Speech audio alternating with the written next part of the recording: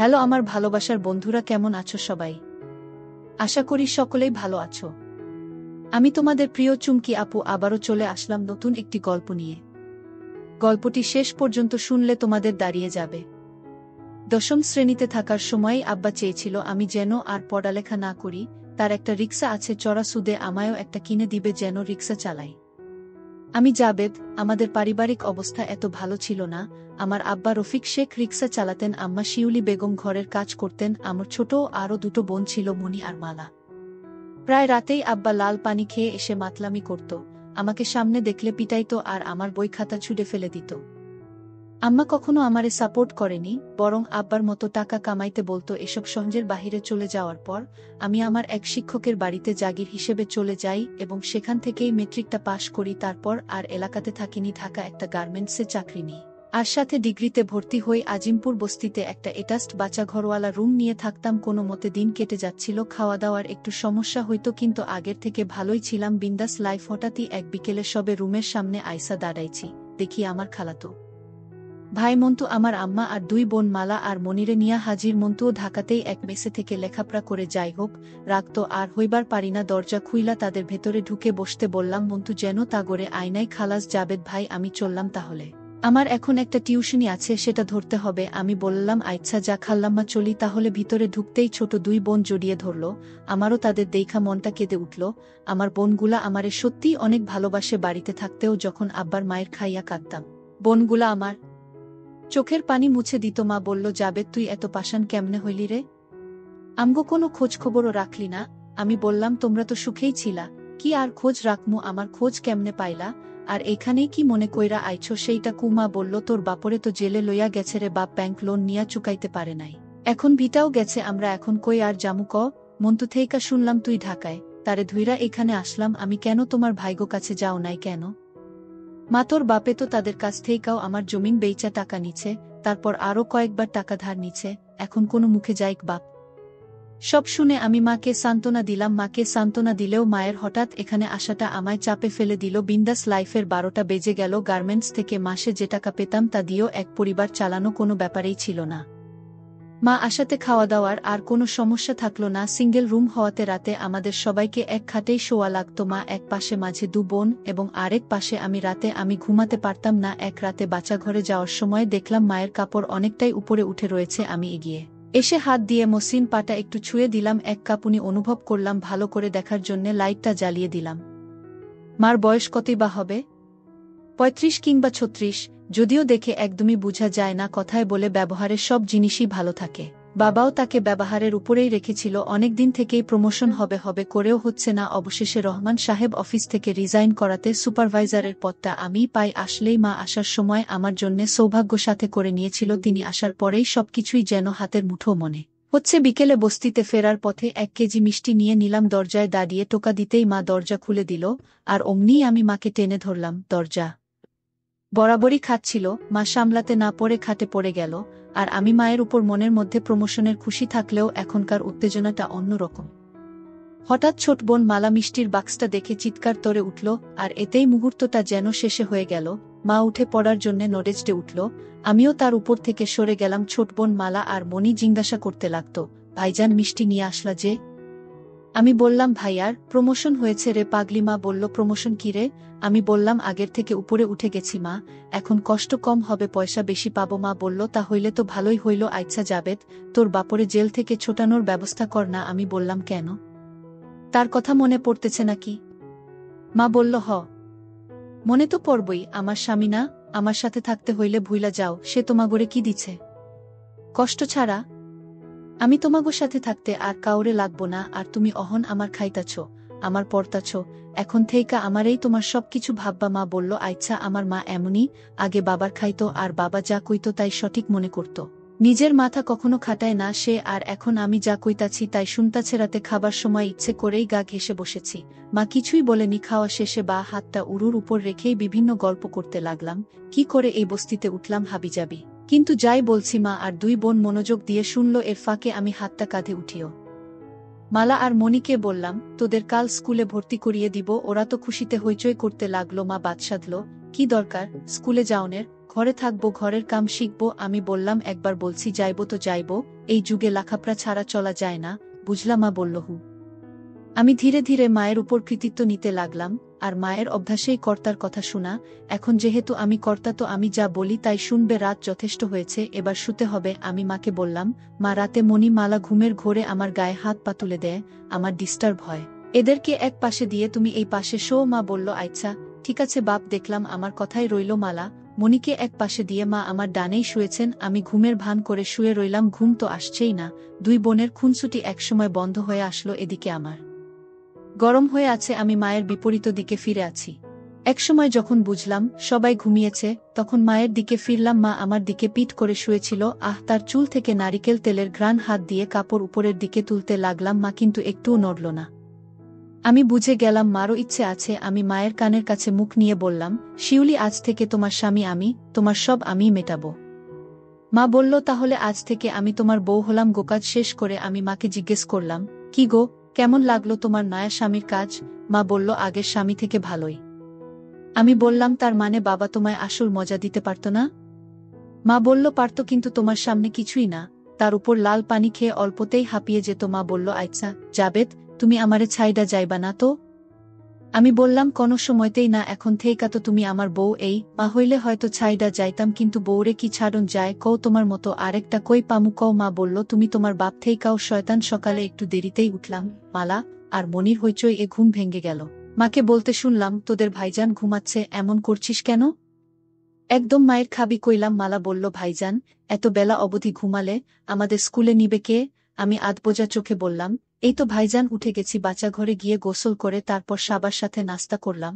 মা আগেই আমাকে নাস্তা দিল, বড় ডিমটাও আমার পাতে দিল। সব শেষে আমার পাশে এসে বসল, আমিও পেছন থেকে হাত দিলাম। নাস্তা শেষে দুই বোন মা থেকে বিদায় নিল। যাওয়ার আগে মাকে টেনে ধরে তারপর বের হলো। আমিও সেই সাথে টেনে ধরে বললাম, আসছি গো বউ। মা বলল, তাড়াতাড়ি ফিরিও। মনি মালা থেকে 2 বছরের বড় ছিল, মনির ছিল 7, মলার 5 বছর। মনিকে এলাকার প্রাইমারিতে ক্লাস 2তে ভর্তি করিয়ে দিলাম। আমি ইচ্ছে করেই তার বাবা মায়ের নামের জায়গায় দিলাম বাবা জাবেদ আর মা শিউলি বেগম। আর মালার জন্যে এমনিতেই কিছু বই কিনে নিয়ে আসলাম। যেতে যেতে ভাবলাম, দুই মেয়েই যদি স্কুলে পড়ে তাহলে মায়ের সময় কাটবে কি করে। তাই মালাকে বুঝিয়ে সুঝিয়ে কিছু চকচকে বই কিনে দিয়ে ঘরে নিয়ে আসলাম। কই মা, দেখো তোমার মেয়েকে নিয়ে আসলাম। মা মালাকে রেখে দিল। আমি কিছুক্ষণ থেকেই অফিসে চলে গেলাম। গার্মেন্টসের মেয়েগুলোও সব আগুন। এদের দেখেই আমার বারবার মায়ের কথা মনে পড়ে যাচ্ছিল। অফিস শেষে মার্কেট থেকে মায়ের কিছু ছোট কাপড় কিনে নিলাম। ঘরে ফিরে মায়ের হাতে প্যাকেট ধরিয়ে দিলাম। মা মুচকি হাসলো। নাস্তা বানিয়ে রেখেছিল, তা খেলাম। উল্লেখ্য, পুরের খাবার আমি গার্মেন্টের পাশের একটা ঝুপড়িতেই খাই। মালা আর মনি একজনের পিছনে লেগেই রয়েছে। বুঝলাম আরো বড় একটা বাসা দরকার। রাতে খাওয়া শেষে মনি কিছুক্ষণ বই নিয়ে গুনগুন করে ঘুমোতে গেল। মা আমার পাশেই শুয়েছিল, তার মাথাটা আমার ডান হাতের উপর ছিল। আমি বললাম, কি হবে নাকি 1 রাউন্ড? মা বলল, তোমার ইচ্ছাই আমার ইচ্ছে। আমি কাছে টেনে নিলাম। মা বলল, এই নিচে চলো না, ঘাটে আমার ভয় করে যদি মনি বা মালা উঠে যায়। আমি বললাম, আচ্ছা চলো। নিচের হালকা খালি জায়গাটায় মাদুর বিছিয়ে বালিশ 2টা নিয়ে নিচে নেমে আসলাম। আমি আবার কাজ করার সময় কথা বলতে ভালোবাসি। আমি বললাম, জানো বউ, আজ মনিকে ভর্তি করানোর সময় তার বাবার নামের জায়গায় আমার নাম দিয়েছি। ঠিক হয়েছে না? মা বললাম, একদম ঠিক করছো। তুমি মনির মার স্বামী হইলে তার আব্বাই তো হইবা। আমি বললাম, এখানে থেকে আরাম পাইতাছি না, কাইকাই নতুন বাসা দেখতাছি। মা বলল, কি দরকার বাড়তি খরচের? একটু কষ্ট হইলেও টেহা তো বাঁচতাছে। আমি বললাম, আরে ধুরো, কত টেহা আইব যাইব, আমার বউ তো একটাই, তাই না? মা বলল, কয়দিন পর যখন নিজে বিয়া করে ফেলবা তখন আর এই বউয়ের কথা কি মনে থাকবো? মায়ের এই কথা শুনে আমি গতি বিডিয়ে দিলাম। সকলে ঘুম থেকে উঠতে অনেক দেরি হয়ে গেল। মা আমার পাশে ছিল না, অনেক আগেই উঠে গিয়েছে। মনি স্কুলে যাবে তাই জ্ঞান করছে। আমি কেন এখনো উঠছি না, তাকে স্কুলে দিয়ে আসতে হবে। মালা মাকে জিজ্ঞাসা করছে, মা, ভাইজান কেন নিচে শুইছে? মা বলল, তোর ভাইজানের গরম বেশি, এই কারণেই নিচে শুইছে, যাতে ঠান্ডা হইতে পারে। তাড়াতাড়ি গোসল সেরে নাস্তা করে নিলাম। এমনিতেই দেরি হয়ে গিয়েছে, তাই আর দেরি করলাম না। মনিকে নিয়ে বের হয়ে আসলাম। বোনকে স্কুলে পৌঁছে দিয়ে আমি অফিসের দিকে চললাম। আমার বস হেলাল সাহেব, সেই এক বাজ লোক, তার রুমের পাশ দিয়ে যাওয়ার সময় হাসিঠাট্টার আওয়াজ পেলাম। হয়তো কোনো মেয়ের সাথে রসালো আলাপ করছে। আমি আমার প্রোডাকশনের কাজ দেখতে লাগলাম। মেয়েদের কাজ বুঝিয়ে দিয়ে ডেস্কে গিয়ে বসলাম। ডেলিভারির ফাইল দেখতে দেখতেই সময় কেটে গেল। আজ একটু তাড়াতাড়ি করে অফিস থেকে বের হলাম। একটা বাসা খোঁজা লাগবে। অফিসের পিয়ান মন্টু বলল, মোহনলাল পানিপুরের দিকে নাকি কিছু টিনসেট বাড়ি ভাড়া দেওয়া হয়, তাই সেদিকেই গেলাম। টিনসেট তো পেলাম না, তবে সাইটওয়াল সেমিপাকা একটা বাড়ি দেখতে পেলাম। সামনে পুরনো একটা লোহার গেইটে লেখা বাসা ভাড়া দেওয়া হবে। আমি নাম্বার নিয়ে ফোন দিলাম। একজন বৃদ্ধ মহিলার আওয়াজ, বাসা মালিক। হ্যালো, কে? আমি আসসালামু আলাইকুম, আমি জাবেদ। উয়ে বাসা ভাড়ার জন্য কল দিয়েছিলাম। বাসা মালিক: ও আচ্ছা, আপনি কি বিবাহিত? আমি তো চিন্তায় পড়ে গেলাম, কিন্তু মুহূর্তেই আবার সব চিন্তা উবে গেল। আমি: জি ম্যাডাম, আমার দুটো মেয়েও আছে। বাসা মালিক: তাহলে ঠিক আছে। আমি আসলে আগে একাই থাকতাম, কিন্তু গ্রাম থেকে বউ আর বাচ্চারা আসার পর একটা প্রয়োজন পড়েছে। বাসা মালিক: আচ্ছা আচ্ছা, আমি দারোজানকে দিয়ে গেইটের চাবি পাঠাচ্ছি। আপনি বাড়িটা দেখুন, যদি ভালো লাগে তারপর ভেতরে আসবেন। পাকাক্তা হবে। ঢাকায় সাধারণ এমন বাড়ি চোখে পড়ে না। সামনে কিছু খালি জায়গা, ভেতরে মাকসার ডেরা। জালে আটকে গেলাম। কিচেন রুম ছাড়া 2টা বেডরুম ও একটা ডাইনিং রুম রয়েছে। 2 বেডরুমের একটা অ্যাটাচড বাচ্চাঘর আছে, আর ডাইনিং রুমেও আরেকটা বাচ্চাঘর রয়েছে। সিম্পলের মধ্যে এই বাসাটাই আমার পছন্দ হয়ে গেল। দারোজান আমাকে দোতলা নিয়ে গেল। দোতলার ডান পাশের ইউনিটে মহিলা থাকেন। ভিতরে যেতেই খুবই বিনয়ীভাবে আপা সম্বোধন করে সালাম দিলাম। আমার চাপ্পাদারি অবশেষে কোনো কাজে আসলো। আমাকে দেখেই তিনি সোফার দিকে ইঙ্গিত করে বসতে বললেন। কি করেন আপনি? একটি গার্মেন্টসের সুপারভাইজার। আপনার পরিবারে কে কে আছে?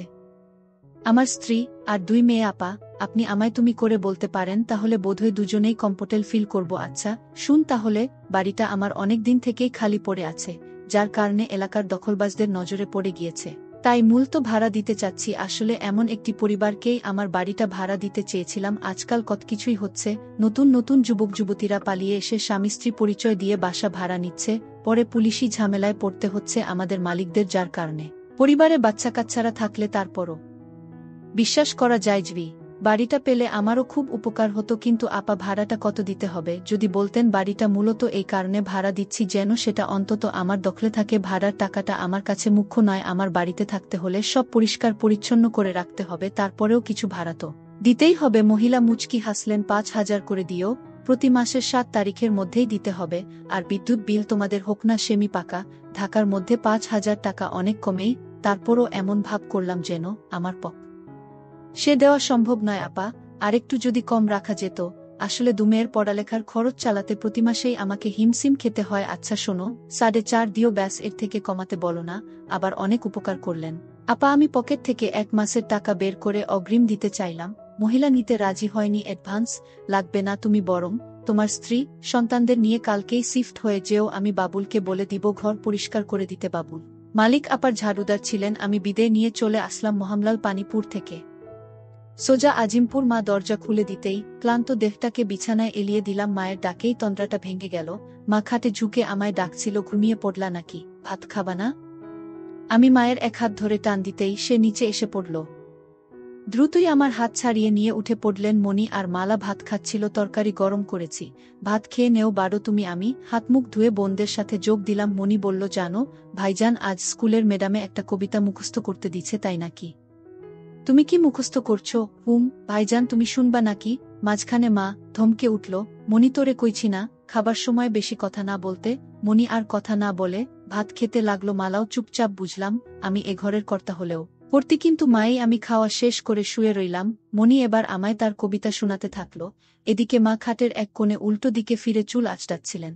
তার চিকন কোমরটা লাইটের আলোয় হেব্বি দেখাচ্ছিলেন। ছোট বোনের কবিতার দিকে মনেই দিতে পারলাম না। এর মধ্যে মণি আরেকটা কবিতা পড়তে গেল। আবার মা বাদশাধেন। অনেক রাত হয়েছে, সকালে আবার স্কুলে যেতে হবে, ঘুমো এখন। মালা তার ওয়ার্ড বুকের ছবিগুলো দেখছিল।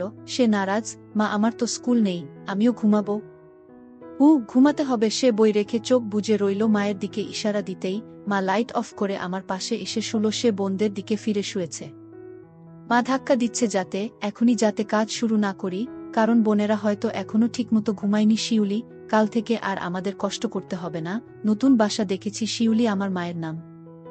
মা বলো, কি দরকার ছিল? আরে এভাবে আর কতদিন? মা, তা ঠিক কইছো, বাচ্চাগুলা দিন দিন বড় হইতাছে। এখন নতুন বাসাতে কিন্তু তুমি আমার বউ হিসেবেই যাবা, আর মালা আর মণি আমার মেয়ে। মা, মনে এইটা কেমনে সম্ভব?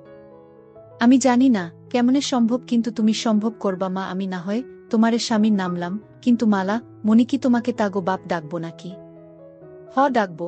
আর তুমিই ব্যবস্থা করবা যেমনেই পারো। আজ সবার আগে আমার ঘুমাই ভাঙল, দেখলাম মা পাশে শুয়ে আছে। কি মায়াবী এক নারী, চেহারাতেই দুনিয়ার সব মায়া এবং সরলতা। মায়ের সবচেয়ে বড় গুণ হল ঘরের কর্তার উপর বিশ্বাস রাখা। আগে মায়ের উপর আমার অনেক রাগ জমেছিল। কেন এই মহিলা কখনো বাবার আচরণের প্রতিবাদ করল না? আজ বুঝতে পারছি কেন করেনি। যার কাছে সে রাতের আধারে বশ্যতা স্বীকার করে নিয়েছিল, যার সাথে সে প্রতিরাতে প্রতিক্রিয়ায় মতে উঠত, তার কথার উপরে সে কথা বলতে শিখেনি, তার কথাই সে মাথা পেতে নিয়েছিল। হোক সেটা ভুল কিংবা শুদ্ধ। লক্ষ্মীটি সকাল হয়েছে, উঠবা না? মা ধীরে ধীরে চোখ খুলতে লাগলো। মা কি ব্যাপার আইসকে, তুমি এত সকালে কেমনে উঠলা? তেমার টানে গো শিউলি। মা হইছে সকাল সকাল আবার শুরু কইরা দিও না, সরো, আমারে উঠতে দেও। আমিও উঠে গিয়ে ফ্রেশ হলাম। মা এই ফাঁকেই মালা আর মনিকে জাগিয়ে দিল। তারাও একে একে দাঁত ব্রাশ করে ফ্রেশ হয়ে নিল। এরপর মা আবার নাস্তা বানানোর কাজে হাত দিলেন। আসলে প্রতিদিন তো সকালে ঘুমেই থাকি, অনেক কিছুই লক্ষ্য করা হয় না। নাস্তা বানানোর সময় বিন্দু বিন্দু ঘামে তাকে আরও অনেক বেশি কাছে টানে। সাহায্যের ছুতো বারবার ছুঁয়ে দিচ্ছিলাম। বোনেরা তো তাদের নিজেদের মধ্যকার খুনসুটিতেই ডুবেছিল। অবশেষে নাস্তা সারলাম। মাকে বলে রেখেছি কাপড় চোপড় আর বাসন কোসন সব যেন গোছগাছ করে রাখে। আমি এসে ফ্যান আর খাটটা খুবলো। মনিকে স্কুলে দিয়ে আমি অফিসে চলে গেলাম। অফিস থেকে আজ হাফ শিফটেই বের হয়ে আসি। আসার সময় হেলাল সাহেবকে বলি, বস আসলে যেন সামলে নেন, বের হয়েই পাশের মার্কেটে যাই। মায়ের জন্যে একটা বোরখা দেখতে থাকি। মা যেহেতু হলদে সাদা রঙের, তার জন্যে কালো রং তাই পারফেক্ট মানাবে। মারেরই একটা বোরখা নিলাম এবং এক জোড়া নতুন জুতো, কিছু চুড়ি আর হালকা একটা বড় মেকআপ বক্স মালা। আর মনির জন্যেও নতুন জামা আর জুতো কিনি। মা বলেছিল তার জন্যে নিরোধক বডি কিনতে, কিন্তু আমি কিনলাম না, কারণ এক সিনিয়র ভাই বলেছিলেন বডি খেলে নাকি শরীর মুটিয়ে যায়। আমি চাই না আমার মা প্লাস বউটা মুটিয়ে যাক। সব শপিং করা শেষে ঘরে ফিরে যাই। মা অনেক খুশি হলেন, মালাও খুশিতে আত্মহারা। মা ঘরের সব কিছুই গুছিয়ে রেখেছিল। আমি স্কুল থেকে মনিকে নিয়ে আসলাম, তারপর সিলিং ফ্যান ও খাটটা খুলে রাখলাম।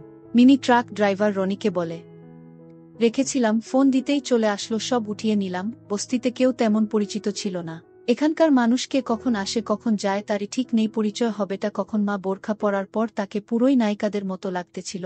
আরও মুখে হালকা মেকআপ করার কারণে বয়সও অনেক কম মনে হয়। মনি, মালা আর আমি সিএনজি করে মোহামলাল পানিপুর গেলাম। মালিক আপাকে ফোন দিতেই বাবুলকে দিয়ে চাবি পাঠিয়ে দিল। তালা খুলে গেটের ভেতরে ঢুকতেই দেখি সেদিনের সম্পূর্ণ উল্টো চিত্র। সেদিন কেমন অপরিষ্কার ছিল, আজ একেবারেই ঝকঝকে বাড়িটা। মায়ের অনেক পছন্দ হলো। বাবুল ভাই চাবি বুঝিয়ে দিয়ে চলে গেলেন। কিছুক্ষণ পর ট্রাক আসলে সেখান থেকে রনির সাথে ধরে সব মালামাল বাহির করে নিয়ে মোটামুটিভাবে খাট ফ্যান ফিট করার পর রনি সহ আমরা টিফিনকারি করে বয়ে আনা মায়ের রান্না করা মাংসের খিচুড়ি খেলাম। ভাবি খিচুড়িটা অস্থির হয়েছে। আমি কিন্তু রনিকে বলিনি যে সে আমার বউ, কিন্তু রনি অনুমান করে নিল। এ থেকে বোঝা যাচ্ছে শুধু আমার চোখে নয়, বাকিদের চোখেও মাকে কম বয়সী মনে হচ্ছে। মা আরও কিছু নেও। রনি, না না ভাবি, এর থেকে বেশি খেলে আর নড়তে পারবো না আমি। তোর ভাবির হাতের রান্না সত্যিই খুব ভালো হয়। আমার বউ বলে না, নিরপেক্ষভাবেই বলছি। আমি হাসতে লাগলাম। মা হইছে হইছে, তুমি এবার থামো, খাওয়া শেষে রনিকে ভাড়া বুঝিয়ে দিলাম। সে চলে গেল। মা এরই মধ্যে ঘর গুছানোর কাজে লেগে গিয়েছেন, একেবারে জাত গিন্নি। আমি ক্লান্ত হয়ে শুয়ে রইলাম। আমার পিচ্চি বোন মনিও ক্লান্ত হয়ে আমার পাশেই শুয়ে পড়ল। আর মালা মায়ের পিছনে পিছনে মায়ের কাজ বাড়াচ্ছে। মনি ভাইজান, বাড়িটা আমার খুব ভালো লাগছে। আমি তাই নাকি রে? আমি তাকে কাতুকুতু দিতে থাকলাম। এর ফাঁকে আমি আবার ফার্নিচার দোকানে গেলাম। স্টিলের একটা খাট প্লাস ফোম এবং একটা সিলিং ফ্যান কিনে নিয়ে আসি। ঘর গোছাতে গোছাতে মাগরিবের আজান দিয়ে দেয়। এটা রুমে ছোট ওয়ার্ড্রোবটা এবং বড় খাটটা দিলাম। আর 2 রুমে স্টিলের খাট প্লাস সিলিং ফ্যান লাগালাম। কিচেনে সিলিন্ডার প্লাস চুলা ফিট করলাম। আর সব বাসনকোসন মা রান্নাঘরে সেলের উপর গুছিয়ে রাখলো। সব টাকার উপর দিয়ে গেল। ভাগ্যিস আগ থেকেই ব্যাংকে কিছু টাকা করে রেখেছিলাম। মা অবশ্য বাড়তি খরচে বিরক্ত। তার এক কথা, কেন স্টিলের খাটটা কিনলাম? তার কানে কানে বললাম রাতে বুঝবা। মা লজ্জায় টমেটোর মতো লাল হয়ে গেল। মাস্টার বেডরুমে ঢুকে বাচ্চাঘর থেকে আমি ফ্রেশ হয়ে নিলাম। তারপর মা ফ্রেশ হওয়ার জন্য বাচ্চাঘরে ঢুকলো। বস্তির মতো এত কোলাহল আর শোরগোল থেকে বের হয়ে ভালোই লাগছে। অবশেষে মনমতো একটা বাড়ি পাওয়া গেল, মনমতো বিছানা। মালা আর মনি পাশের রুমে ফোমের উপর লাফাচ্ছিল। রাত 2টো, মাথার উপরে ফুল স্পিডে ফ্যান চলার পরেও ঘামে গা জবজব করছে। মা আর আমার দুজনেরই একই অবস্থা। কাজ করতে করতে কখন যে 3টে বেজে গেল বুঝতেই পারিনি। দীর্ঘ পরিশ্রমের কারণে ক্ষুধা লেগেছিল। আমাদের মা, ছেলের মা, রান্নাঘরে গিয়ে আমার জন্য কিছু সেমাই বাটিতে করে নিয়ে আসলেন। সেমাই খাবা হুমু? একটা জিনিস বহু আগ থেকেই লক্ষ্য করছি, যে দিন থেকে মায়ের সাথে প্রথম হয়েছিল সেদিন থেকেই মা আমারে যথেষ্ট সম্মান দিয়ে কথা বলে। মা আমার হাতে সেমাই দিয়ে নিজের জন্য নিতে যাচ্ছিলেন, আমি তার হাত টেনে আমার পাশে বসিয়ে দিলাম, তারপর এক চামচ নিয়ে তার মুখে দিলাম আর পরে আবার আমি খেতে লাগলাম। বউ, তোমারে না কইছি মালা আর মিলিরে বলবা আমারে যাতে আব্বা বইলা ডাকে। মা, আমারে কি এখনো তুমি বিয়া করছো? না। মা, তাহলে হেরা তোমারে আব্বা ডাকতে যাইব কেন? তার মানে তোমারে আগে বিয়া করা লাগবো? আচ্ছা, কালকাই তোমারে বিয়া করমু, এখন আসো আরেক ধাপ হয়ে যাক। এই তোমার না সকালে অফিস আছে? আরে অফিস পরে, এদিকে আসো। সকালে ঘুম থেকে উঠি দু বোনের দুষ্টুমির শব্দে, আমি উঠতেই তারা চুপ হয়ে গেল। মা দেখলাম মুচকি মুচকি হাসছে।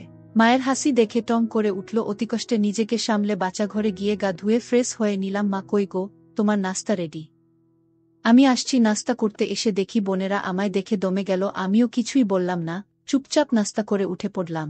আর মনিকে বলি স্কুলের জন্য রেডি হয়ে নিতে। নতুন বাসা থেকে স্কুলটা একটু দূরে হয়ে গেছি, আজ আমি দিয়ে আসি, কাল থেকে স্কুলের ভ্যানকে বলে দিব আমি আর মনি রিকশায় করে যাচ্ছি। তো মনি বলে উঠল, ভাইজান, মা বলেছে আজ থেকে যেন তোমারে আব্বা বইলা ডাকি। তুমিই হলে আমাদের নতুন আব্বা। মা যে আমার কতটা বাধ্যতা বোনদের প্রতি তার নির্দেশ শুনে আরও বেশি করে বুঝতে পারলাম। তোদের মা যখন বলছে অবশ্যই ডাকবি, কিন্তু এতদিন তো তোমায় ভাইজান বলে ডাকতাম। ঠিক আছে, তো বড় ভাইজান তো বাপের সমান হয়, জানিস না? মাও একই কথায় বলছে। শোনো, মা ঠিকই বলেছেন, এখন থেকে কেউ যদি তোদের বাবার নাম জিগায়, ভাইজানের নাম বলবি। মা যখন আমাকে তোদের বাপ বানাইছেন, তোদের দেখার দায়িত্ব আমার। যে কোনো সমস্যা হইলেই আমায় বলবি, ঠিক আছে? ঠিক আছে ভাইজান। আবার ভাইজান? ঠিক আছে আব্বা। ছোট বোনের মুখে আব্বা ডাক শুনে পরানটা জুড়িয়ে গেল। ছোট বোনের স্কুল চলে আসলো, তাকে টিফিনের জন্য কিছু বাড়তি টাকা দিলাম আর একটা বিদায় আদর দিয়ে বিদায় নিলাম। আফিসে আজ বড় সাহেব এসেছেন, সবার সাথে আমারও ঘাম ছুটে গেল। যদিও গত এক মাসের প্রতিটি ডেলিভারির হিসেব আমার কারাই ছিল, কিন্তু হেলাল সাহেব অফিসে মেয়ে নিয়ে ব্যস্ত থাকায় তার হিসেবে গোলমাল দেখা দিল। বড় সাহেবের আমার মুখের তেমন একটা লাগাম নেই, চাকুরেদের যা তা বলে গালি দেওয়ার কাজে তিনি এক্সপার্ট। সবার মা বোন এক করলেও আমি বেঁচে গেলাম। তারপরও সারাদিন এক মুহূর্ত ফুরসত মিলেনি আমার সুন্দরী মাকে নিয়ে ভাবার। বেটা সারাটা দিন আমাকে আগামী মাসের অর্ডারগুলোর হিসেবে ব্যস্ত করে রাখল। বৃহস্পতিবারেও ফুল টাইম অফিস করে। যখন বাসায় আসলাম ভীষণ ক্লান্ত লাগছিল। ঘরে ঢুকেই হাত মুখ ধুয়ে চেয়ারে বসে পড়লাম। মাকে ঠিক কি বলে ডাকবো বুঝতে পারছিলাম না। মা যেহেতু বোনদের বলেছে আমাকে বাবা বলে ডাকতে, তাই তাদের সামনে তো আর মাকে মা বলে ডাকা যায় না। এখন থেকে আমাকে তাদের বাবার মতো আচরণ করতে হবে এবং মায়ের সাথে তাদের বাবা মানে আমার বাবার মতোই থাকতে হবে। তবেই তো ছোট বোনগুলো আমাকে বাবা বলেই মেনে নিবে। আর মা তার স্বামী হিসেবে আমার বাবা মাকে জাবেদের মা বলে ডাকত। বাবা কি তখন আর জানতো যে এক সময় এই জাবেদেই তার জায়গা দখল করে তার বউয়ের স্বামী হবে? মাকে মনির মা বলে ডাকতে মন্দ হয় না, দেখি কাজ হয় কিনা। মনির মা, কই গেলা? এই তো রান্না ঘরে, আমারে এক কাপ চা দিয়া যাও। এদিকে দেখলাম মালা আমার দিকে কেমন ভয়ে ভয়ে তাকাচ্ছে। আমি পকেট থেকে তার জন্যে আনা চকলেটের প্যাকেটটা বাড়িয়ে দিতেই দেখলাম তার ভয়টা দূর হয়ে গেল। এগিয়ে এসে আমার থেকে প্যাকেটটা নিল। এইতে আব্বু, তোর জন্যে এনেছি। মালা দৌড়ে গিয়ে মনির কাছে চলে গেল আর তাকে বলতে শুনলাম, দেখেছিস আপু, নতুন আব্বা কত ভালো, আমার জন্যে চকলেট এনেছে। মনি আর মালা এবার চকলেট নিয়েই মজে গেল। আসলে এই বয়সে সেসব বাচ্চাগুলো ছোট থেকেই অনিশ্চয়তার মধ্যে বেট উঠে তাদের কাছে। বাবা বা ভাই এর মানেটা কোনো মাইনেই রাখে না, একমাত্র মাইনে রাখে এদের মা। এদের মা যদি কাউকে দেখিয়ে বলে এই তোর বাবা, তাহলে সেই ব্যক্তিকেই তারা বাবা মেনে নেই। মা চা নিয়ে আসলো। মায়ের কপালে আর নাকের ডগায় বিন্দু বিন্দু ঘাম জমেছিল, তাতে তার সৌন্দর্য যেন আরও বহুগুণে বেড়ে গিয়েছে। মা চা দিয়ে তাড়াহুড়ো করে চলে যেতে চাইল, কিন্তু আমি হাতটা ধরে দাঁড় করিয়ে দিলাম। এই এখন না, ঘুমাবার সময় চুলায় তরকারি দিয়ে আসছি, পুড়ে যাবে তো। আর এইদিকে যে আমার পুড়তাছে, তার কি হইব? তোমার কি পুড়তাছে? আমি চেয়ারে বসা ছিলাম, মাকে টেনে বসিয়ে নিচ থেকে শক্ত হওয়া বুঝিয়ে দিলাম। মনি আব্বা আব্বা বলে ডাকতে ডাকতে বাড়ি মাথায় তুলেছে। মা গিয়ে বকা দিল, এত জোরে চিৎকার দিচ্ছিস কেন রে? আমিও সেদিকে গেলাম। কি হয়েছে রে মা? আব্বা, শনিবারে স্কুলে সবার বাবা মা যাইব, তোমাদেরও যাইতে হইব। সে একটা আমন্ত্রণ পত্র ব্যাগ হতে বের করে আমার হাতে দিল। দেখলাম প্যারেন্টস মিটিংয়ের কার্ড এবং একান্ত উপস্থিতি নাকি আবশ্যক। আচ্ছা যাব, আমি আর তোর আম্মা দুজনেই যাব, চিন্তা করিস না। এদিকে খিদায় পেটটা চোচো করছে। ওই তোমার হলো? হইছে, তোমরা সবাই খাইতে আসো। মা সবার আগে আমার জন্যেই প্লেট সাজিয়ে দিল। মুরগি এনেছিলাম, তাই রান্না করেছে। মায়ের রান্নার আসলেই কোনো জবাব নেই। খাওয়ার পর বোনগুলোকে নিও কিছুক্ষণ দুষ্টুমি করলাম। একসময় মায়ের বাঁকা খেয়ে দুজনেই শুয়ে পড়ল। আমি আজ সেকেন্ড বেডরুমে শুলাম। মা আর দুবোন অন্য বেডরুমে। কেন যেন ঘুম আসছিল না, মন চাইছিল পাশে পেতে আমি জানি মা আসবেই। কিছুক্ষণ পর মা এই রুমে চলে আসলো এবং আমার পাশে শুয়ে পড়ল। মা, আইছো জাবেদ, আমি সারা জীবন তোমার হইজা থাকতে চাই। আমিও তোমারে সারা জীবন আমার কইরা রাখমু। শিউলি কয়েক বছর আগেও কল্পনা করতে পারিনি যে আমি কোনো একদিন আমার সুন্দরী মায়ের পুরুষ হব, কিন্তু আজ সময়ের খেলায় আমার মা আমার বউ। আজ শুক্রবার হওয়াতে গার্মেন্টস বন্ধ, তাই সারা দিনেই ফ্রি ফ্রেশ হয়ে রান্নাঘরে ঢুকে নানা বাহানায় ধরতে লাগলাম। কিন্তু এই খুনসুটির মধ্যে অন্য একটা মজা আছে। নাস্তা বানানোর পরেই সকলে মিলে নাস্তা করছিলাম, এমন সময় মালিক মহিলা এসেছেন। মাকে দেখে বললেন, তুমিই তাহলে জাবেদের স্ত্রী? মা লজ্জা ভরা মুখে বলল, জি, আমি উনার বউ। তোমাদের বাচ্চাগুলো অনেক কিউট। কি নাম তোমার মা? আমার নাম মালা, ছোট বোনটা আমার। হাসতে লাগলো মহিলা। বোধহয় সন্তুষ্ট আমাদেরকে বলল, জাবেদ, তোমার স্ত্রীটা অনেক সুন্দর। তোমার মতো কালো মানুষের যে এমন একটা সুন্দরী স্ত্রী থাকতে পারে ভাবাই যায় না। আমি আসলে দেখতে কুচকুচে কালো ছিলা, একেবারে আমার বাবার মতোই, লম্বাই 6 ফুটের মতো। তার উপর মুখে চাপ দাড়ি দেখে বয়স অনুমান করাটা টাফ। ছবি উপরওয়ালার ইচ্ছে। আফা, আমি মুচকি হাসলাম। মালিক মহিলা সবগুলো রুম ঘুরে তারপরেই বিদে হলো। মা যদিও নাস্তা সেধেছিল, কিন্তু অত বড় লোক কি আর আমাদের ঘরে নাস্তা করবেন? দুপুরে নামাজ পড়ে আসার পর খাওয়া দাওয়া শেষে সবাই একসাথেই ঘুমিয়েছিলাম। যখন উঠলাম তখন প্রায় 5টা বাজে। সন্ধ্যায় সবাইকে মার্কেটে নিয়ে যাওয়ার কথা ছিল, তো তাদের নিয়ে মার্কেটে গেলাম। মা কোনো কিছুই কিনবে না, তারপরেও আমি পছন্দ করে তাকে দুটো কালো কালারের ছোট কিনে দিলাম, আর ছোটরা তাদের জামা কাপড় কিনলো। আসার সময় মায়ের চুলের জন্যে নারিকেল তেল এবং তার পায়ের মাপে তার জন্যে এক জোড়া নুপুর কিনে নিলাম।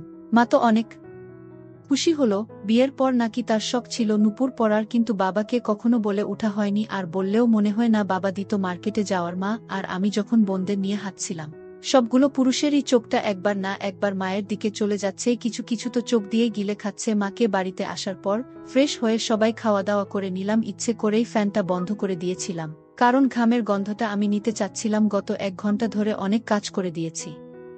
মা, তোমায় একটা কথা বলা হয়নি। কি কথা? তুমি না বাবা হতে যাচ্ছ? সেটা তো হলামই। বউয়ের সাথে 2 মেয়েও বোনাস পেয়ে না। আসলে আমার পেটে বাচ্চা। তোমায় কিছুদিন ধরে বলবো বলে ভাবছি, কিন্তু ঠিক বলতে পারছিলাম না। কি বলো? সত্যি? তাহলে তো সত্যিই তুমি আমার বউ হলে। মা ভেবেছিল হয়তো আমি রাগ করব, কিন্তু আসলে আমি খুশিই ছিলাম। এরপর মা উঠে বাচ্চাঘরে গেল ফ্রেশ হতে। হাঁটার সময় তার পায়ের নুপুরের শব্দে আমি আবার পাগল পাড়া হয়ে গেলাম। মায়ের জন্যে বিছানাতে অপেক্ষা করতে লাগলাম। আবার কাজ না করলে শান্ত হবে না।